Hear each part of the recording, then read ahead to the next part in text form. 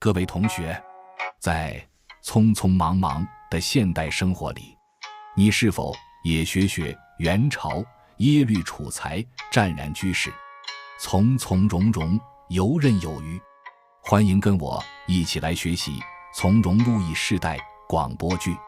我是万松，今天要聊的这桩公案，从容路100篇中的第1篇，世尊升座。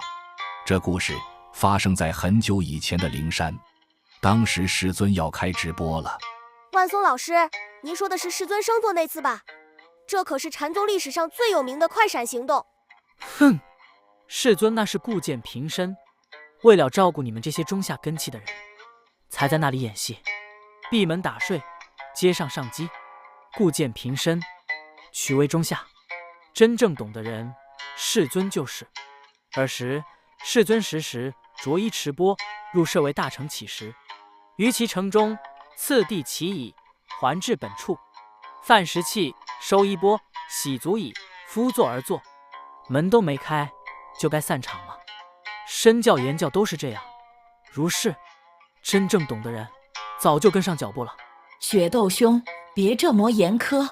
那一天的气氛其实很美。来了，旁白请上场。举世尊一日升座，大家想象一下，1250人的学生坐在下面，恭敬着等着世尊讲点什么惊天动地的大道理。结果世尊一句话也没说，就那样坐着。那叫沉默的震撼，但现场总得有人出来主持。于是文殊菩萨出来了，他拿起锤子一敲，咚！文殊白垂云：地观法王法，法王法如是。这句我翻译一下，大家看清楚了哦。觉悟的大教育家阐释的课程就是这样。如是没了。文殊这一锤纯粹是多此一举，众中若有仙陀客，何必文殊下一锤？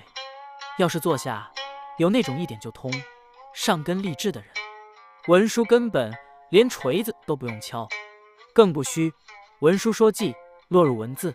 重点是世尊的反应，他老人家听完文殊这么一锤一记，一句废话也没有，世尊便下座。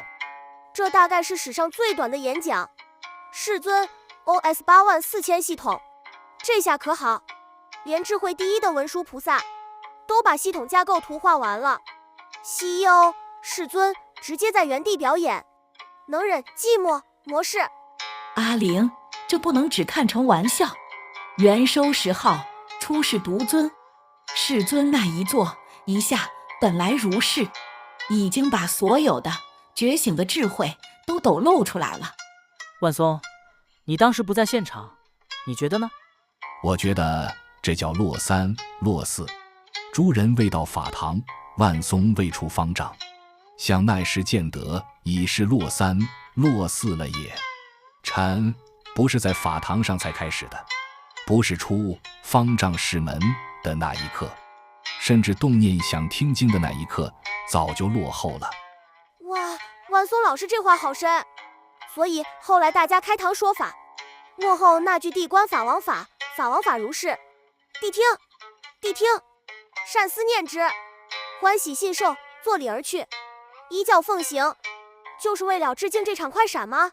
没错，但世尊走的潇洒，却苦了后来的解释者。万松在此下个转语，世尊下座是为了救得一半，那一半是留给天童兄发挥的。天童兄，你的诗呢？一段真讽现野魔，绵绵画母理鸡缩，织成古锦含春象，无奈东君漏谢河。一段真风见野魔，莫教飘入眼，特地出环南。天童老师，这一段真风到底是什么风？如果说世尊 OS 84000是软硬体架构，那这一段真风就是那股推动系统运作的大悲电流。是世尊升座处的那一瞬间，还是天童举诵处的这一刻，亦或是万松请益处的那一刻？如果是这一段针锋却成了3段了。这3个点在世尊 OS84000里是不存在时间差的。现代最先进科学家也说，时间是观测者的妄觉。这一段针锋不是从过去吹向未来，而是全时空覆盖，只要连上线，接收到的都是同一股大悲数据流。一段针锋无处不在，无影无踪，无孔不入，万古不变。其实矿诸人个个有份，也好参详。世尊有他的频宽，天童有他的流量，而你的电脑心里也装了同样的系统。哦，突然发现，原来我现在正在呼吸，正在知道，正在这场荒谬又真实的对话中时，那阵风就直接灌进我的机壳之道里了。耶！别只会谈风，又要执着有一个风了。那化母又是怎么回事？绵绵化母，里鸡缩，万物都在运转，像是一台永不停歇的织布机。这里我有话说，这化母就是造物主，在儒家道家是元气，在佛家则是一心。元气亦由心之所造，借阿赖耶识相分所摄。所以这个世界就像一块大锦缎。没错，机扭弦于舒口，转处幽微；绵丝吐于缩长，用时绵密。曹洞宗讲究的就是这种墨照细腻，像织布一样，一丝一毫都不能出错。这就是织成古锦，含春香。这句好美，古老的锦缎里竟然含着整个春天的气象。这是在说佛法很丰富吗？不只是丰富，是大方广佛华严。虽然像是蠕虫玉木，偶尔成文，但其实是闭门造车，出门合辙。所有的法最终都要与现实契合。但可惜啊，文殊菩萨那一锤，还是把春天的秘密给漏泄了。所以我的最后一句是：无奈东君漏泄河。东君是谁？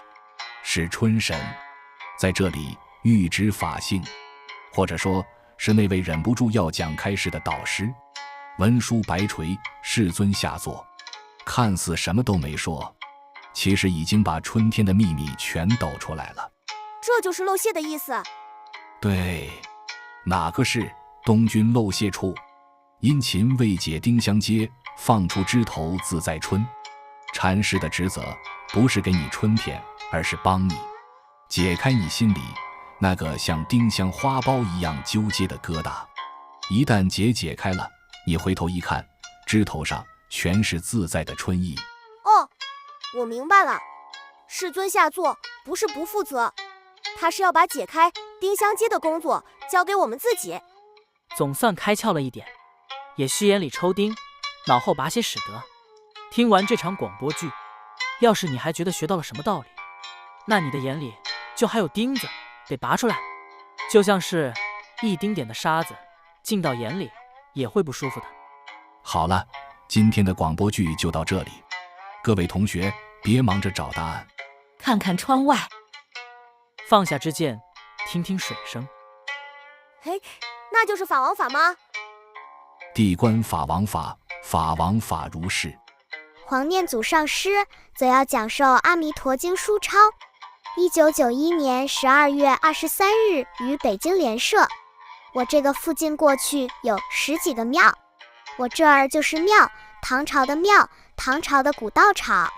魏石磨那胡同口有一个塔呀，这个塔大家不要轻视啊。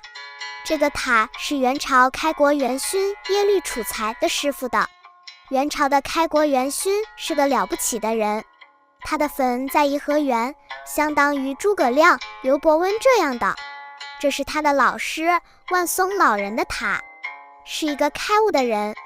整个是个庙，从那边一直到这边的大楼，附近有10几个庙都没有了。所以这部广播剧深度解析了从容录第1篇的核心价值。一若一段真讽不分3段，当文殊白垂地观法王法的那一刻，正在荧幕前，正在蒲团上闭门打睡的你，究竟是迎风而立，还是被这一阵风吹落？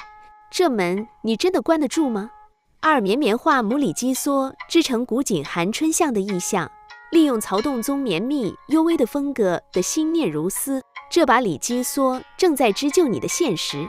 当一个妄念，例如我懂这段话的意思，闪过时，你的机钮是滑脱了，还是依然咬合在那个幽微的转折处？你是那把梭，还是被之进步里动弹不得的死线？3丁相接与自在春，最后回归到修行的目的，解开执着。接，你是在欣赏那漏泄出来的枝头春意。文字感悟法喜，还是有胆量在东君开口丁香阶解开之前，就先一步在绝对的静默中与他相见。4文书白垂，世尊便下座，极致迦叶白垂，变现百千万个文书。一等是嫩模时节为甚模，收放不同。透过这4个角色的互动，我们既保留了原文的深度，也用现代的直播、快闪、漏泄等语汇，让禅师不再遥不可及。